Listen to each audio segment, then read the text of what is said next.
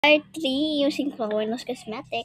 Okay, this is ang karoon naman ng kanyang kilay.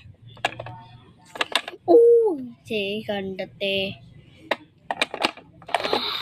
Oh my gosh. May glitters. Meron pa silang matte lipstick. Meron din sila glitters te pang nails.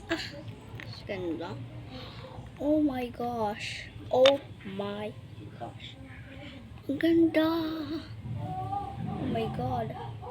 Ayoko siya hawakan. Masakit sa puso. Oh, since this is a final look, ang ganda naman.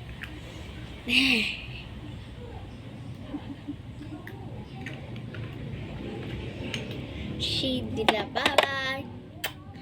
Bye.